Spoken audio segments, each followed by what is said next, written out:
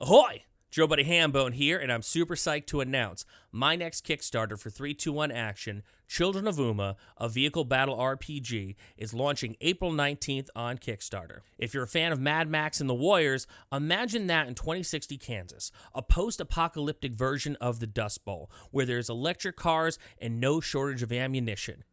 You play the Helsings, a band of wild animals roaming the wasteland reclaiming a world forgotten, and you get to do it in over 20 playable vehicles, including planes, motorcycles, dune buggies, and even monster trucks. Children of Uma will be running on Kickstarter from April 19th to May 19th, and if you back it within the first 48 hours, we've got a totally sweet Helsings patch that's going to look great on your bag or your battle vest. So be sure to check out Children of Uma from 321 Action Games and your old buddy Hambone, April 19th on Kickstarter.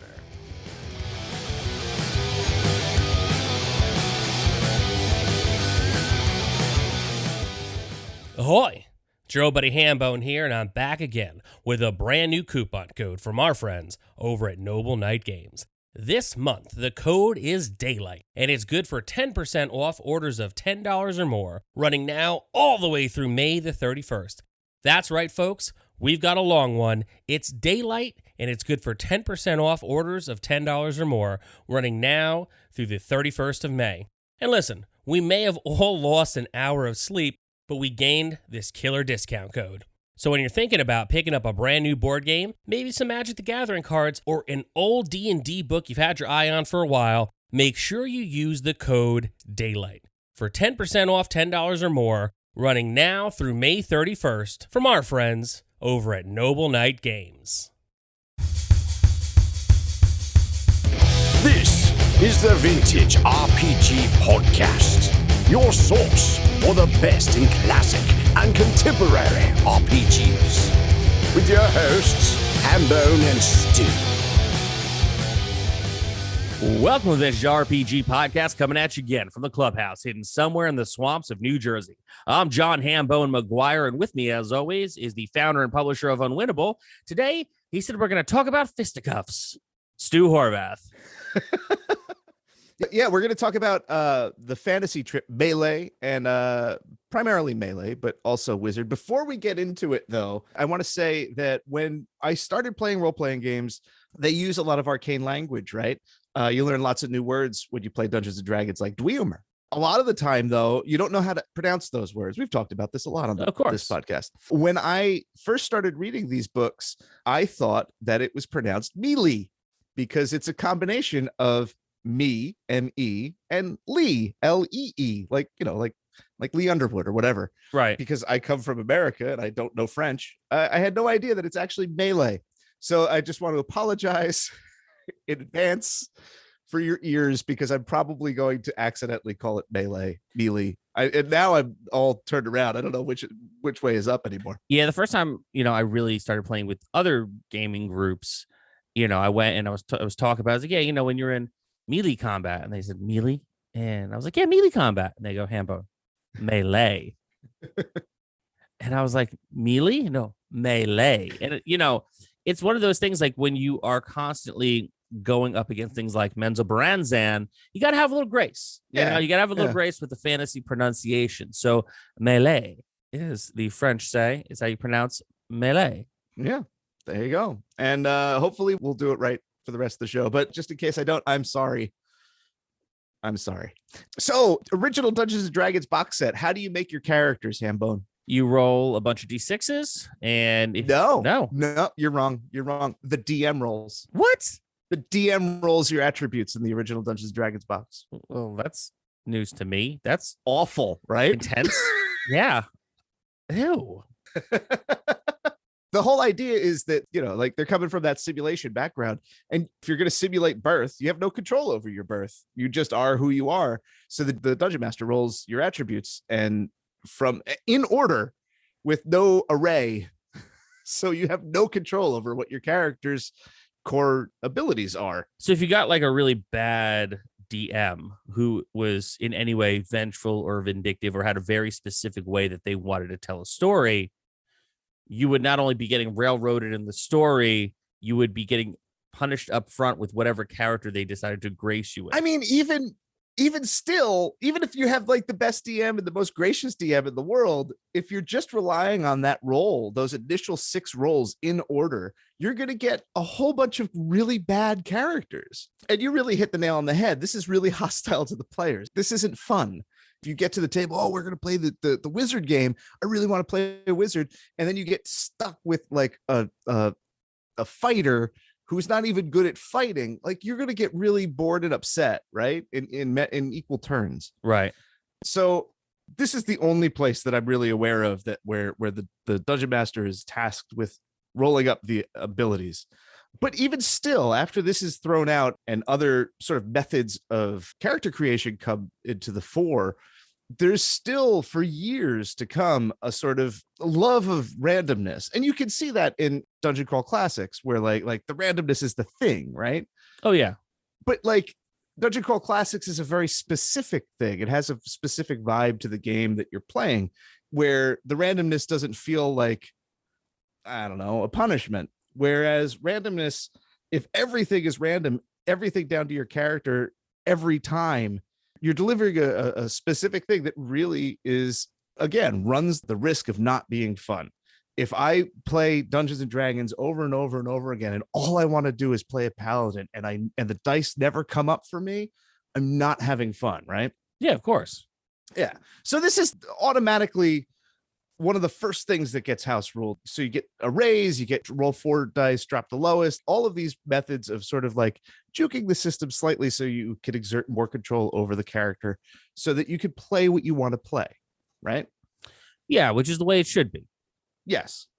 Now, you can see Fantasy Trip is a sort of small tactical game. I hesitate to call the original Fantasy Trip products a role-playing game. They really are a little pocket tactics game produced by Metagaming Concepts back in 77 for Melee. They're part of a bigger line called Microgames.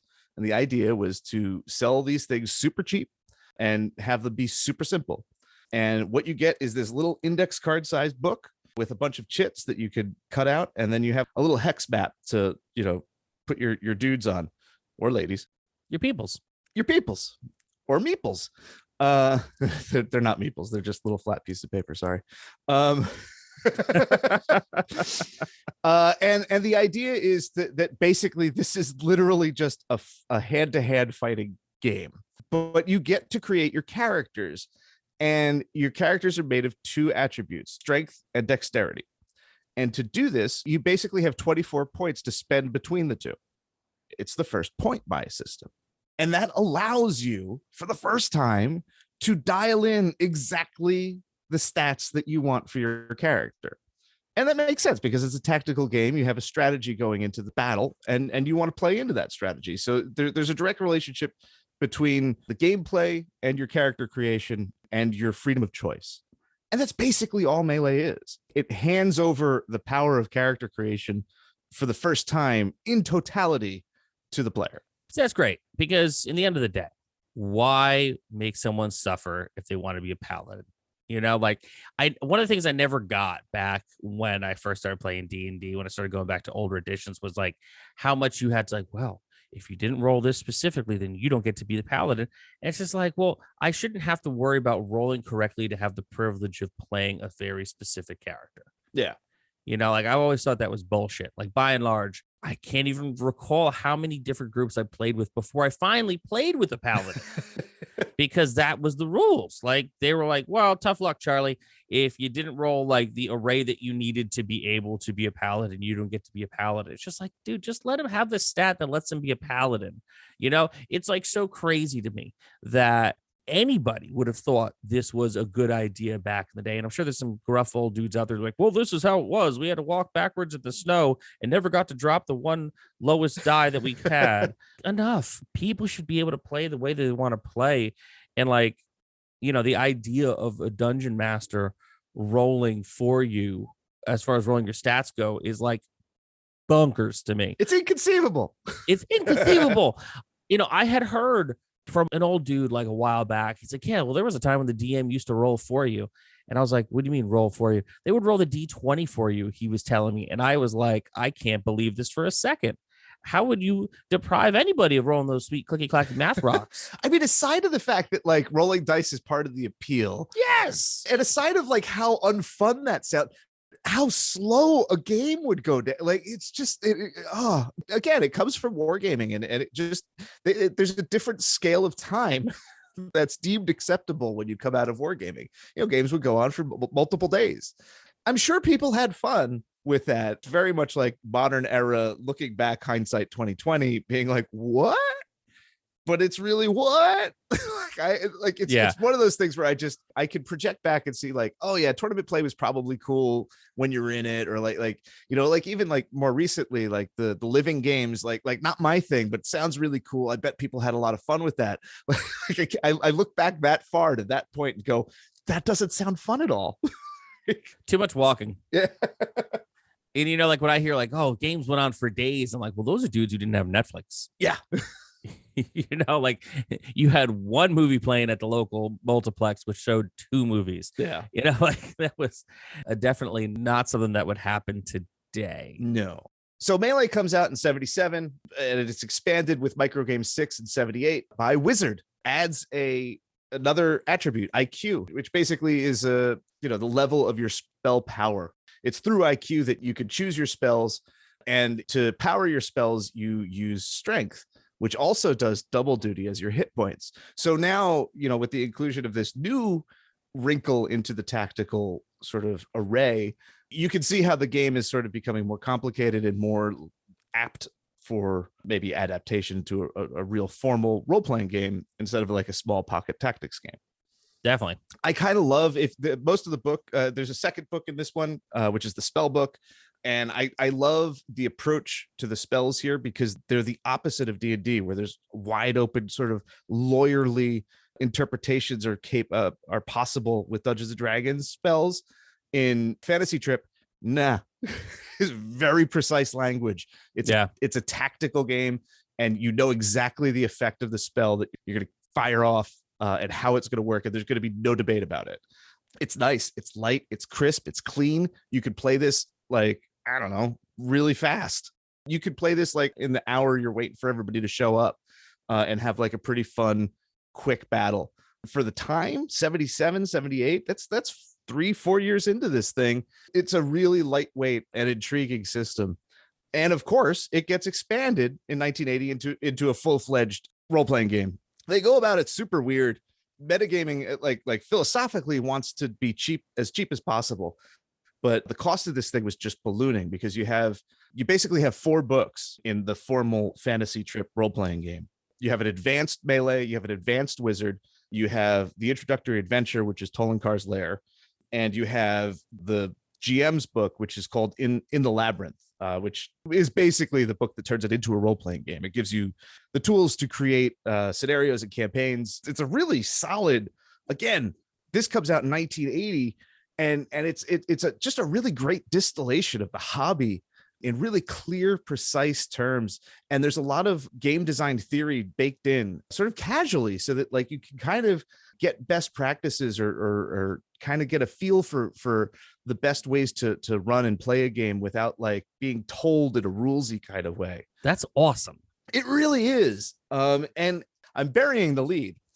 So the book's supposed to be a box set, and it isn't a box set. It gets released by Metagaming Concepts as 4 separate publications that are all sort of interconnected with the earlier versions, and like it's a mess, and it looks like a mess. The 3 main booklets all have the same cover, so it's really confusing on the shelf. Yeah. But then Tolankar's Lair doesn't have the same style at all. It's a big mess. It comes in cheap, and the designer who created it, Steve Jackson. That's Steve Jackson or the other Steve Jackson? Texas Steve Jackson, hates it, has a completely disappointing reaction to the whole thing, feels like Metagaming Concepts done him dirty, leaves the company, found Steve Jackson Games. Nice. Yeah. Get that money. Do it your own way. And of course, Steve Jackson goes on to build GURPS, the generic universal role-playing system, which is like the biggest, baddest point buy system on the block. So you're saying it was like a massive overcorrection? I mean, I don't think it's GURPS sort of gets a bad reputation. Somebody commented on something today where they were just like, yeah, before you graduated to like more complicated systems like GURPS. I was like, why do people think GURPS is complicated? It isn't. I don't think it is, but apparently people do. It's a lot of bookkeeping. Point buy just naturally makes you have to do a lot of math and kind of just like tracking of things. But yeah, Fantasy Trip goes on to really influence Champions, the superhero role-playing game with the point buy system, which allows you to spend points to craft your specific superpowers and how they work. Champions introduces the idea of negatives. So like you get a pool of points in Champions, it's like 100 points and like you can spend them on whatever. But if you take like flaws or like negatives, that kind of thing, you get points back for them, right? And that's Champions' sort of big innovation on point buys. And then Steve Jackson comes in and makes like the grand universal system of GURPS out of the ashes of his relationship with metagaming concepts. And that's not really all, because point buy kind of comes back around in the I mentioned earlier, the living games to enforce a uniformity. Dungeons and Dragons had these living games where, you know, people would play all over the country in the same pool. To do that, you had to like really rigidly define what was allowed as players. So one of the ways to do that was to make character creation a point buy system so that every character fell within the acceptable range of play. And point buy is now generally an optional character generation method for Dungeons and Dragons. So it all comes around in the big, you know, stew pot of role-playing games. Yeah, I like it. I like it a lot. I really do appreciate the OG streamlinedness of it and the little room you have to try to lawyer your way out of a situation. Because I think that's a big stumbling block of a lot of people when they come into the hobby for the first time. It's like, well, this spell, it doesn't really say it can't be done like this, but it also does, and I'm not really sure about it. And it's a hard thing to kind of, you know, discern sometimes for new players, you know, and I appreciate something that's very much like, well, this is how it works. Exactly. No ifs, ands, or buts about it. I was recently watching Stargirl season 2. I think it's going to be on the CW soon. It was on the HBO Max when I was watching it. And the Thunderbolt, I don't know if you're familiar with Johnny Thunders and the Thunderbolt, JSA pops up. And now the pen is in a kid's hand, and they had a dry erase board, a huge one, where they were going through like everything that they could possibly say to try to get the wording right for a spell, because if they didn't, it was going to have like very bad consequences, and they only had one shot on it. And so I really do appreciate the, hey, so this is how the spell works. So don't worry about anything else. This is what your spell does, and it's clearly defined as if it was melee combat, as it were, and not just like, you know, guy walks into a bar and's like, hey man, why do you have this little piano player? You know, not what I wished for. Clearly. Like it's serving up different experiences, right? The whole D&D, early D&D was about, you know, this testing relationship between the DM and the players. He's testing your cleverness, your ability to be, you know, tougher than the rest, or, you know, outwitting everything that you throw at them.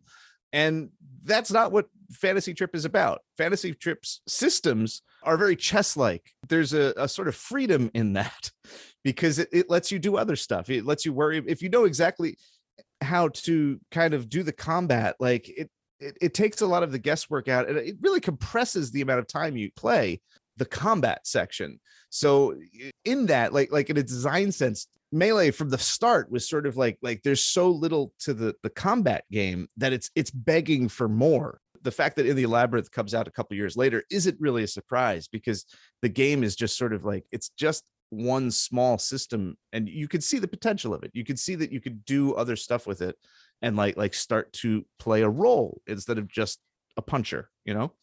Yeah, I mean, it's interesting because there's no real wrong way to play, I think.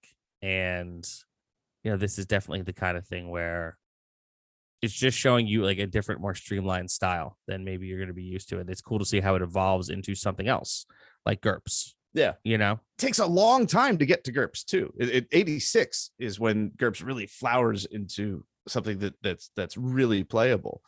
And because of metagaming concepts sort of like screwing up In the Labyrinth, you had this 6-year period where like we were stuck sort of with more complicated games and didn't have the simpler, cleaner alternative readily available. All this is cool, man.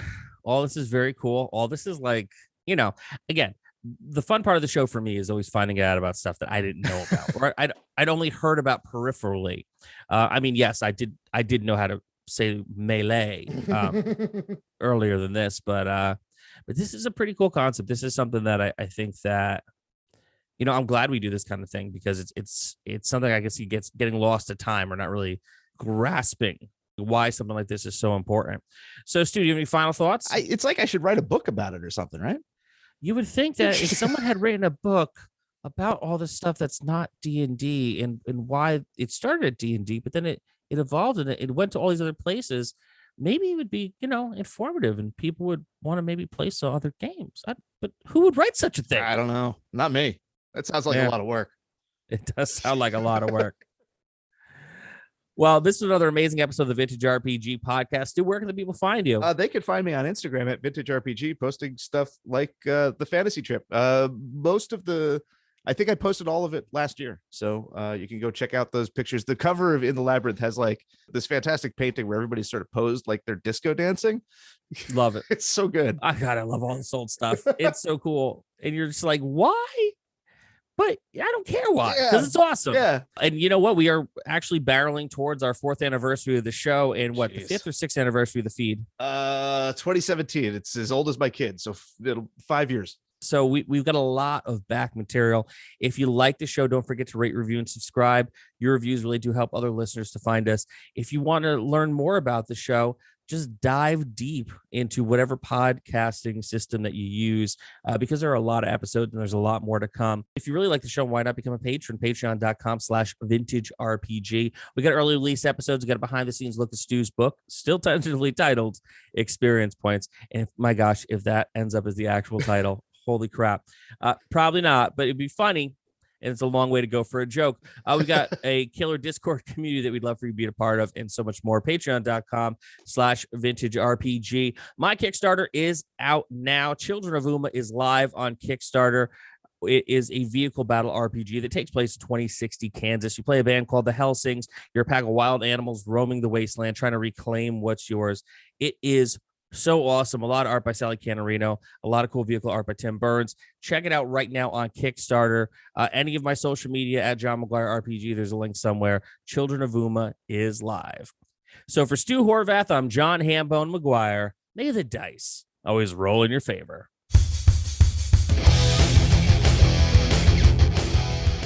Thanks for listening. Don't forget to like, review, and subscribe to the podcast. Every review helps other listeners to find us. The Vintage RPG Podcast is a ham-fisted production. Music by Dego West. Art by Schaefer Brown. If you like the podcast, you should also consider becoming a patron at patreon.com.